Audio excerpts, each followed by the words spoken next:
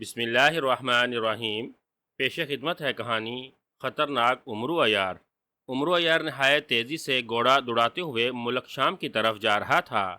ملک شام کے بادشاہ نے عمرو عیار کو خاص طور پر پیغام بھیج کر بلایا تھا۔ ملک شام کا بادشاہ عمرو عیار کے دوستوں میں شمار ہوتا تھا، اسی لیے اس نے خصوصی ایلچی بھیج کر عمرو سے کہا تھا کہ وہ فوراً ملک شام پہنچ جائے۔ عمرو نے شاہی ایلچی سے پوچھا تو شاہی ایلچی نے بتایا کہ شہزادی عروسہ کو ایک جن اٹھا کر لے گیا ہے، جس کی وجہ سے بادشاہ سلامت بہت پریشان ہیں۔ شہزادی عروسہ ملک شام کے بادشاہ کی اکلوتی بیٹی تھی، جو نہایت خوبصورت اور بہت نیک دل طبیعت کی مالکہ تھی، جس کی وجہ سے اسے بہت پسند کرتے تھے۔ 2 روز قبل وہ اپنی سہیلیوں کے ساتھ پائیں باغ کی سیر کر رہی تھی کہ اچانک وہاں ایک بھیانک شکل والا انتہائی خوفناک جن آ گیا۔ جن سبز رنگ کا تھا اور اس کا چہرہ بڑا اور بھیانک تھا۔ شہزادی عروسہ اور اس کی سہیلیاں اسے دیکھ کر ڈر گئی تھیں اور وہاں سے چیختی چلاتی ہوئی بھاگ اٹھی تھیں، مگر اس جن نے لپک کر شہزادی عروسہ کو پکڑا اور اسے لے کر اچانک وہاں سے غائب ہو گیا۔ بادشاہ سلامت کو جب معلوم ہوا کہ ان کی بیٹی کو جن اٹھا کر لے گیا ہے تو غصے اور پریشانی سے ان کا برا حال ہو گیا۔ انہوں نے شہزادی عروسہ کی تلاش میں ہر طرف سپاہی دوڑا دیے، لیکن نہ جانے وہ جن کون تھا اور کہاں سے آیا تھا اور شہزادی عروسہ کو کہاں لے گیا تھا۔ سپاہی پورے ملک میں شہزادی کو تلاش کرتے رہے، لیکن سوائے ناکامی کے ان کے ہاتھوں کچھ نہیں آیا تھا، جس کی وجہ سے بادشاہ سلامت اور ملکہ غم سے نڈال ہو گئے تھے۔ انہی دنوں بادشاہ سلامت کے پاس ایک بزرگ آئے اور انہوں نے علیحدگی میں بادشاہ سلامت سے ملاقات کی۔ اس ملاقات میں اس بزرگ نے بادشاہ سلامت سے نہ جانے کیا کہا تھا کہ بادشاہ سلامت نے شاہی ایلچی کو فوراً عمرو عیار کو بلانے کے لیے بھیج دیا۔ عمرو نے شاہی ایلچی سے ان جن کے متعلق پوچھا، وہ دیکھنے میں کیسا تھا اور وہ کس وقت پائی باغ میں آیا تھا؟ تو شاہی ایلچی نے بتایا کہ جن بہت لمبا تڑنگا تھا، اس کا سر اس کے جسم سے بہت بڑا اور لمبوترا تھا۔ اس کا سر گنجا تھا، البتہ اس کے سر کے درمیان بالوں کی ایک لمبی لٹ ہوا میں جھول رہی تھی۔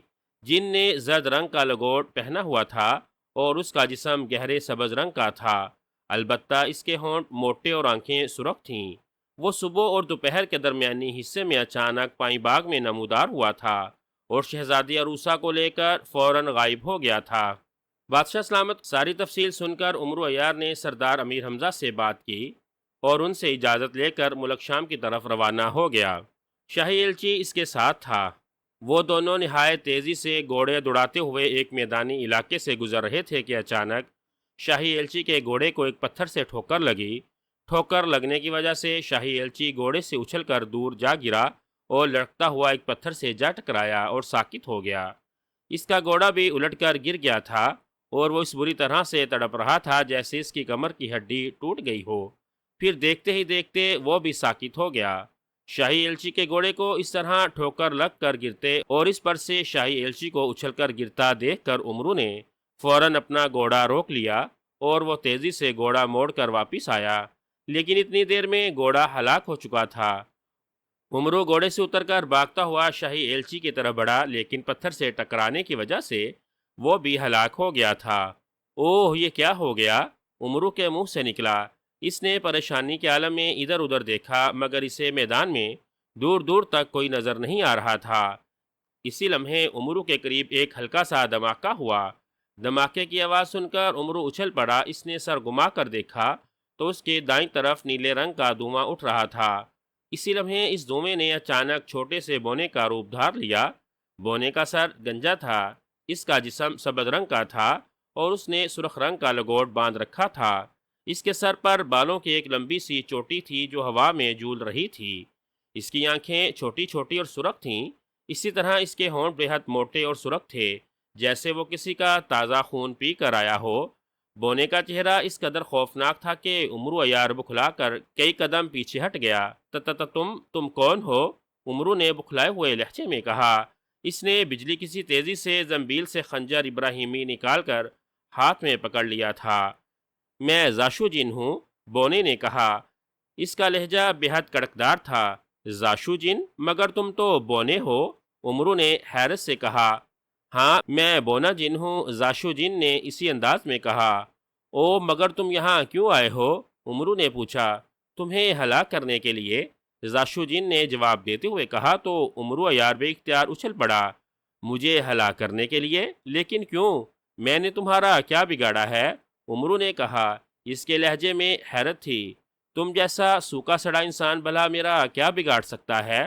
زاشو جن نے منہ بنا کر کہا، تو پھر مجھے ہلاک کیوں کرنا چاہتے ہو؟ عمرو نے کہا، یہ میرے آقا کا حکم ہے اور اپنے آقا کا حکم پورا کرنا میرا فرض ہے۔ زاشو جن نے کہا، آقا؟ کون آقا؟ عمرو نے چونک کر کہا، زابق جادوگر، میرے آقا کا نام زابق جادوگر ہے، اس نے مجھے تمہاری اور شاہی ایلچی کی ہلاکت کے لیے بھیجا تھا۔ شاہی ایلچی کو تو میں نے اس کا گھوڑا الٹا کر ہلاک کر دیا ہے، اب تمہاری باری ہے۔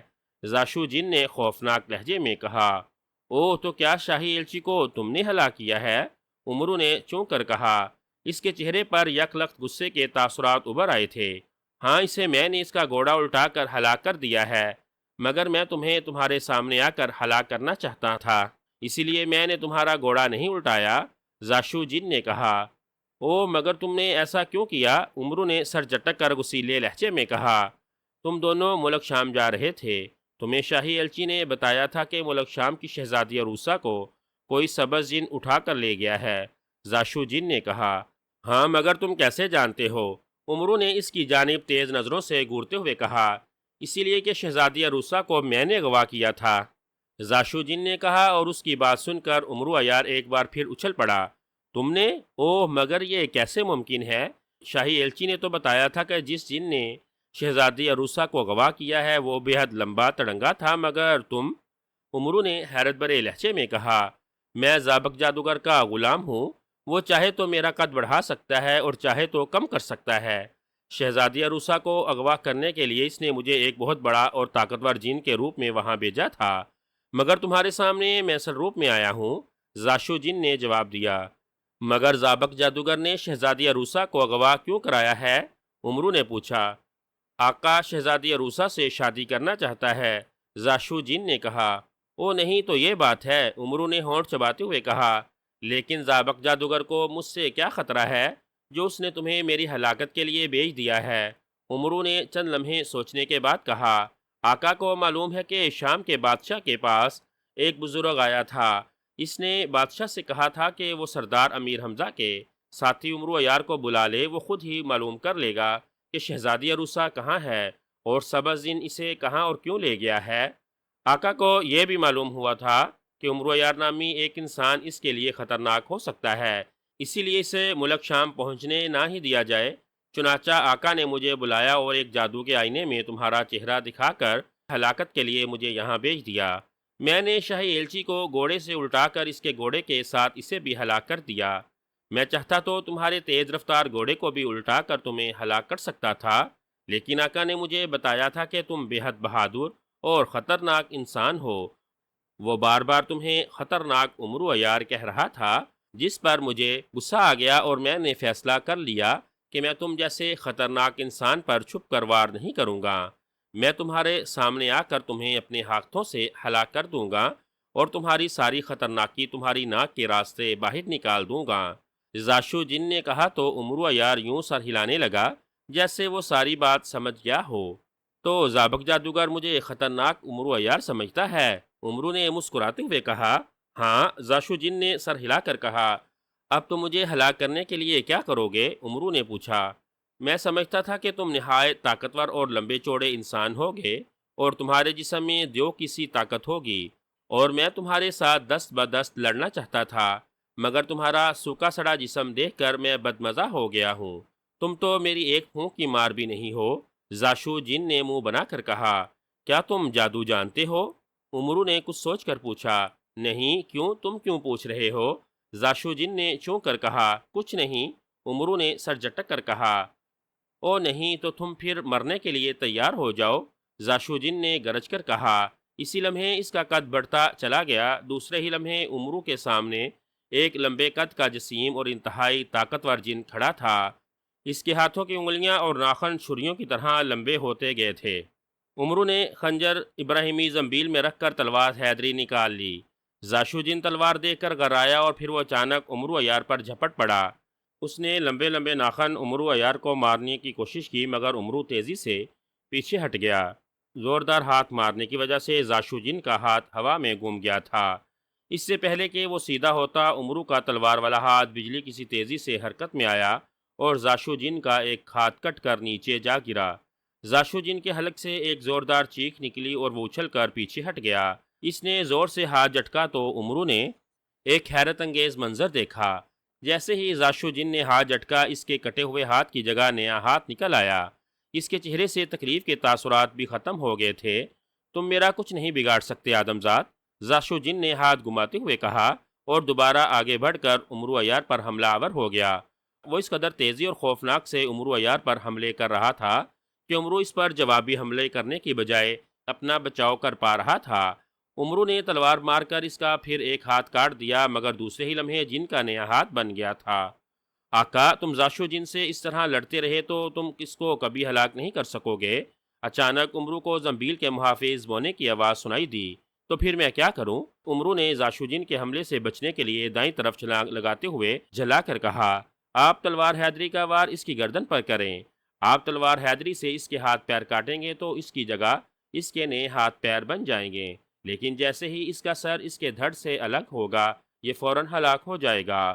محافظ بونے نے کہا، او ٹھیک ہے، میں اس کا سر اڑانے کی کوشش کرتا ہوں، عمرو نے کہا، اور پھر اس نے اچھل اچھل کر زاشو جن پر حملے کرنے شروع کر دیے۔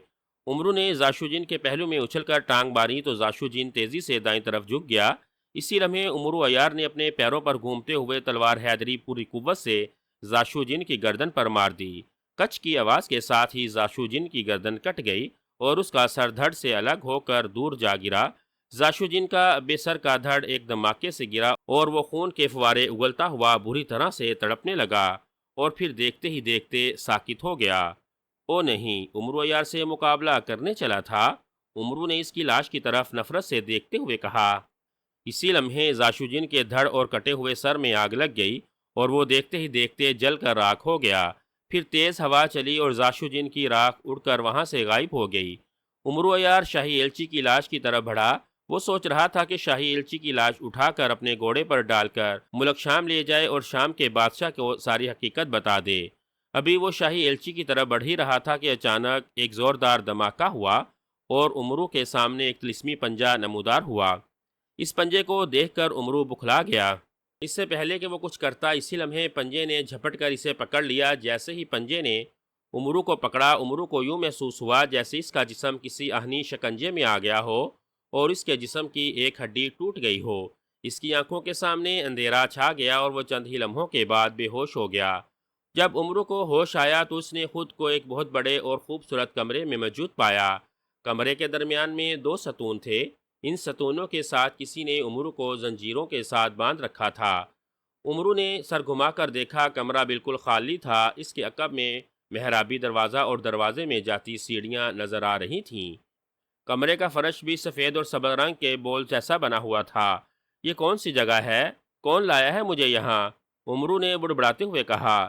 اسے یاد تھا کہ اس نے زاشو جن کو ہلاک کیا تھا اور پھر وہ شام کے شاہی ایلچی کی طرف بڑھ رہا تھا جسے زاشو جن نے اس کا گھوڑا الٹا کر ہلاک کر دیا تھا۔ پھر اچانک وہاں ایک طلسمی پنجہ نمودار ہوا اور اس پنجے نے اسے دبوچ لیا تھا۔ طلسمی پنجہ کہاں سے آیا تھا اور اب وہ کہاں ہے؟ اس کے علاوہ اسے ستونوں کے درمیان اس طرح کیوں باندھا گیا ہے؟ عمرو یہ سب کچھ سوچتا جا رہا تھا۔ اسی لمحے اسے اپنے عقب میں کسی کے قدموں کی آواز سنائی دی۔ عمرو نے سر گھما کر دیکھا تو وہ چونک پڑا۔ سیڑھیوں پر ایک نہایت خوبصورت لڑکی موجود تھی جس نے سبز رنگ کا لباس پہن رکھا تھا اور وہ سیڑھیوں سے اتر رہی تھی۔ اس کے چہرے پر نیلے رنگ کا جالی دار نقاب تھا اور اس کے سر پر نیلے رنگ کی ہی شاہی تاج نما ٹوپی تھی اور اس کے گلے میں قیمتی ہار اور کانوں میں جھمکے تھے۔ عمرو نے ایک لمحے میں پہچان لیا، وہ شہزادی عروسہ تھی، ملک شام کی شہزادی عروسہ جسے شاہی ایلچی کے کہنے کے مطابق سبز جن اٹھا کر لے گیا تھا اور زاشو جن نے اعتراف کرتے ہوئے خود ہی عمرو کو بتایا تھا کہ اس نے زابق جادوگر کے کہنے پر شہزادی عروسہ کو اغوا کیا تھا۔ او شہزادی صاحبہ، آپ یہاں کیا کر رہی ہیں؟ عمرو نے شہزادی عروسہ سے مخاطب ہو کر کہا۔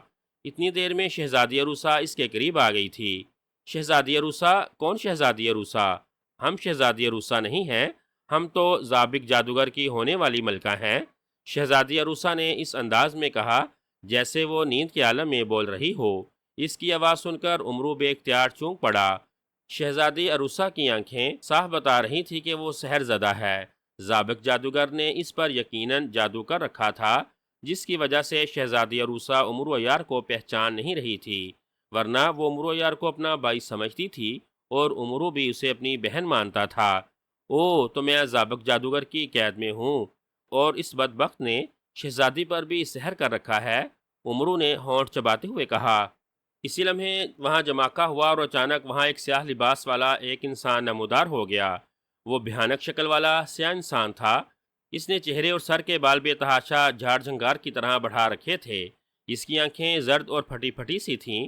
شکل و صورت سے ہی وہ وحشی درندہ دکھائی دے رہا تھا۔ اس کے ہاتھ میں ایک چابک تھا اور وہ غضبناک نظروں سے امرو عیار کی طرف دیکھ رہا تھا۔ سابق جادوگر، تم سابق جادوگر ہی ہو نا؟ امرو نے اس بد شکل انسان کو دیکھتے ہوئے کہا۔ ہاں میں سابق جادوگر ہوں، سابق جادوگر نے غرا کر کہا۔ اس کی شکل کی طرح اس کی آواز بھی بے حد خوف تھی۔ لیکن تم نے مجھے یہاں کیوں باندھ رکھا ہے؟ کیا چاہتے ہو تم مجھ سے؟ امرو نے غصیلے لہجے میں کہا۔ تمہاری موت، تم نے میرے غلام زاشو جن کو ہلاک کر دیا ہے، میں تمہیں نہیں چھوڑوں گا، سابق جادوگر نے غصیلے لہجے میں کہا۔ اچھا بھائی، نہ چھوڑنا، لیکن یہ تو بتا دو کہ تم مجھ سے اتنا ڈرتے کیوں ہو؟ امرو نے مسکراتے ہوئے کہا۔ تمہارے بارے میں مجھے بڑے پجاری نے بتایا تھا کہ تم بہت خطرناک ہو۔ تم جیسے خطرناک انسان کا زندہ رہنا میرے لیے خطرناک ہو سکتا ہے، اسی لیے انہوں نے مجھے فوراً تمہیں ہلاک کرنے کا حکم دیا تھا۔ تمہیں ہلاک کرنے کے بعد ہی شہزادی عروسہ سے شادی کروں گا، سابق جادوگر نے کہا۔ خطرناک؟ او نہیں، کیا میں شکل سے تمہیں خطرناک نظر آتا ہوں؟ امرو نے جان بوجھ کر منہ بناتے ہوئے کہا۔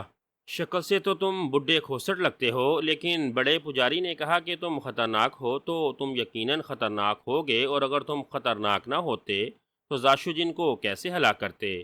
زاشو ایک جن تھا جس میں بے پناہ طاقتیں تھیں۔ میں نے تمہیں اس سے لڑتے اور اسے ہلاک کرتے جادو آئینے میں خود دیکھا تھا۔ اسی لیے میں نے طلسمی پنجہ بھیج کر تمہیں یہاں بلا لیا۔ اب میں تمہیں اپنے ہاتھوں سے ہلاک کروں گا، سابق جادوگر نے کہا۔ اس نے جابک زور سے چٹکا تو امرو عیار کا رنگ اڑ گیا۔ اس نے گردن موڑ کر دیکھا۔ شہزادی عروسہ ایک طرف خاموش کھڑی تھی۔ اس کی آنکھوں میں کوئی تاثر نہیں تھا۔ کیا تم نے شہزادی عروسہ پر سحر کر رکھا ہے؟ امرو نے پوچھا۔ ہاں، یہ آسانی سے مجھ سے شادی کرنے کے لیے رضامند نہیں ہو رہی تھی، اسی لیے میں نے اسے سحر زدہ کر دیا، سابق نے بھیانک پن سے مسکراتے ہوئے کہا۔ او نہیں، زبردستی شادی کرنے کا کیا فائدہ؟ مزہ تو تب ہے اگر تم شہزادی عروسہ سے سحر ختم کر دو اور اس کی مرضی سے اس سے شادی کر کے دکھاؤ، امرو نے منہ بناتے ہوئے کہا۔ میں اس سے جیسے بھی شادی کروں تمہیں اس سے کیا؟ تم اپنی خیریت مناؤ، سابق جادوگر نے کہا۔ اس نے ایک بار پھر اچانک جابک چٹکا اور پھر وہ جابک امرو عیار کی کمر پر مارنے ہی لگا تھا کہ اچانک امرو عیار نے اپنا جسم ڈھیلا چھوڑ دیا اور آنکھیں بند کر کے بازوؤں کے سہارے یوں لٹک گیا جیسے اس کے جسم سے جان نکل گئی ہو۔ ارے اسے کیا ہو گیا؟ میں نے اسے ابھی تک ایک بھی چابک نہیں مارا، اور یہ اس طرح بے چان کیوں ہو گیا؟ سابق جادوگر نے حیرت بھرے لہجے میں کہا۔ وہ ستون کے پیچھے سے نکل کر امرو عیار کے سامنے آ گیا، مگر امرو عیار کی آنکھیں بند تھیں، یوں لگ رہا تھا جیسے وہ بے ہوش ہو۔ حیرت ہے، آخر اسے اچانک کیا ہو گیا؟ سابق جادوگر نے حیرت زدہ لہجے میں کہا۔ وہ چند لمحے غور سے امرو کو دیکھتا رہا، لیکن امرو کے چہرے پر کوئی تاثرات نہیں تھے۔ آنکھیں کھولو امرو عیار، تم بے ہوش کیوں ہو گئے ہو؟ میں سابق جادوگر ہوں۔ سابق جادوگر اپنے شکار کو چابک مار مار کر ہلاک کرتا ہے، تم خود بخود ہلاک نہیں ہو سکتے، سابق جادوگر نے تیز لہجے میں کہا، مگر امرو نے آنکھیں نہ کھولیں۔ اس کا سر اسی طرح ڈھلکا ہوا تھا۔ او نہیں، لگتا ہے یہ میرے خوف سے بے ہوش ہو گیا ہے، سابق جادوگر نے نفرت سے منہ بناتے ہوئے کہا۔ اسی لمحے امرو نے آنکھیں کھول دیں۔ اس کے چہرے پر یک لخت شدید تکلیف کے تاثرات ابھر آئے تھے۔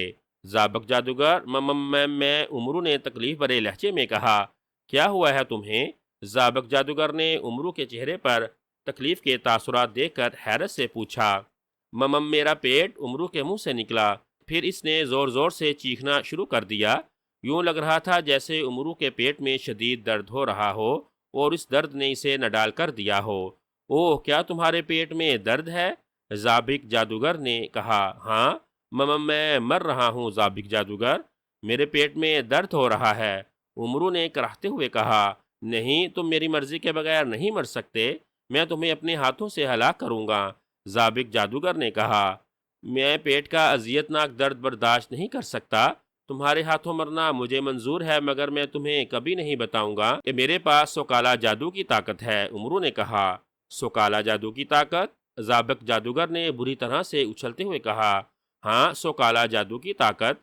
اگر وہ طاقت تمہارے پاس چلی گئی تو تم دنیا کے سب سے بڑے جادوگر بن جاؤ گے۔ جادو کی اس طاقت کو تم اس صورت میں مجھ سے حاصل کر سکتے ہو جب تک مجھے تم ان زنجیروں سے آزاد کر کے زمین پر اسی طرح تڑپتا چھوڑ دو گے اور میرے سر کے قریب کھڑے ہو کر 100 مرتبہ نیلا باگو کا منتر پڑھو گے۔ میں جانتا ہوں تم ایسا نہیں کرو گے۔ مجھے مار دو ضابط جادوگر، مجھے اسی حالت میں ہلاک کر دو۔ عمرو نے کہا تو ضابط جادوگر کی آنکھیں چمکنے لگیں۔ او نہیں، میں نے تم سے بڑا احمق آج تک نہیں دیکھا عمرو، خود ہی مجھے بتا رہے ہو اور کہہ رہے ہو کہ میں تمہیں کچھ نہیں بتاؤں گا۔ میں نے تمہیں ہلاک کرنے کی قسم کھائی ہے۔ اب میں تمہیں نیلا باگو منتر پڑھ کر ہی ہلاک کروں گا۔ تمہارے پیٹ میں شدید درد ہے، تم تڑپنے اور چیخنے کی سوا کچھ نہیں کر سکو گے۔ جیسے ہی میرا نیلا باگو جادو کا منتر پورا ہوگا، تم اسی لمحے جل کر راکھ ہو جاؤ گے اور تمہارے پاس جو سو کالا جادو کی طاقت ہے وہ میری ہو جائے گی۔ ضابط جادوگر نے کہا اور اس کی بات سن کر عمرو دل ہی دل میں ہنس پڑا۔ اس نے یہ سب کچھ کر کے ضابط جادوگر پر عیاری کا جال پھینکا تھا۔ ضابط جادوگر احمق ہی تھا جو آسانی سے اس کے جال میں آ گیا تھا۔ اس نے دونوں ہاتھ پھیلا کر انہیں دائیں بائیں حرکت دی تو عمرو عیار کے ہاتھوں اور پیروں کی زنجیریں غائب ہو گئیں اور عمرو عیار فرش پر گر پڑا۔ یہ دیکھ کر ضابط جادوگر تیزی سے آگے بڑھا اور عمرو کے سر کے پاس آ کر کھڑا ہو گیا۔ اس نے آنکھیں بند کیں اور اونچی آواز میں منتر پڑھنے لگا۔ اسے آنکھیں بند کرتا دیکھ کر عمرو تیزی سے اٹھ کر کھڑا ہو گیا، البتہ وہ منہ سے ہائے اوہ کی آوازیں نکال رہا تھا تاکہ ضابط جادوگر یہی سمجھتا رہے کہ عمرو پیٹ کے درد سے چیخ رہا ہے۔ عمرو نے بڑے اطمینان سے زنبیل سے تلوار حیدری نکالی اور تلوار کی ایک ہی ضرب سے ضابط جادوگر کی گردن اڑا دی۔ ضابط جادوگر کا سر کٹ کر دور جا گرا تھا اور اس کا بے سر کا دھڑ گر کر چند لمحے تڑپا اور پھر ساکت ہو گیا۔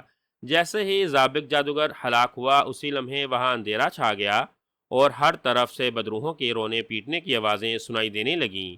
افسوس، مجھے مارا عمرو عیار نے عیاری سے، میں ضابط جادوگر تھا۔ بڑے پجاری نے سچ کہا تھا، عمرو عیار میرے لیے واقعی خطرناک تھا اور آخر اس خطرناک عمرو عیار نے مجھے ہلاک کر دیا۔ افسوس، افسوس۔ اچانک ضابط جادوگر کی روتی ہوئی آواز سنائی دی۔ جیسے ہی آواز ختم ہوئی وہاں روشنی پھیل گئی تو وہاں نہ کوئی محل تھا نہ کوئی شاہی کمرہ۔ عمرو شہزادی عروسہ کے ساتھ ایک لکودک صحرا میں کھڑا تھا اور اس کے سامنے ضابط جادوگر کی سر کٹی لاش پڑی تھی۔ ضابط جادوگر کے ہلاک ہونے کی وجہ سے شہزادی عروسہ پر سے اس کا جادو ختم ہو گیا تھا، اسی لیے اس نے عمرو کو فوراً پہچان لیا تھا۔ عمرو نے اسے ساری تفصیل بتا دی جس سے شہزادی عروسہ اس کی عقل مندی اور بہادری پر اس کی تعریف کرنے لگی۔ عمرو یہ سوچ رہا تھا کہ ملک شام کا بادشاہ اپنی بیٹی دیکھ کر خوشی سے نہال ہو جائے گا اور عمرو کی توقع کے مطابق اسے بے پناہ انعام دے گا۔ عمرو کو شاہی ایلچی کی ہلاکت کا افسوس تھا جو زاشو جن کے ہاتھوں ہلاک ہو گیا تھا۔ عمرو نے زنبیل سے سنہری جوتیاں نکالیں اور اس نے شہزادی عروسہ کو آنکھیں بند کرنے کا کہا۔ شہزادی عروسہ نے آنکھیں بند کی تو عمرو نے اس کا ہاتھ پکڑ لیا۔ اس نے سنہری جوتیوں کو حکم دیا کہ وہ اسے اور شہزادی عروسہ کو ملک شام پہنچا دے۔ جیسے ہی اس نے سنہری جوتیوں کو حکم دیا، سنہری جوتیاں اسے اور شہزادی عروسہ کو لے کر تیزی سے فضا میں بلند ہو گئیں اور پھر وہ دونوں تیزی سے ملک شام کی جانب پرواز کرتے چلے گئے۔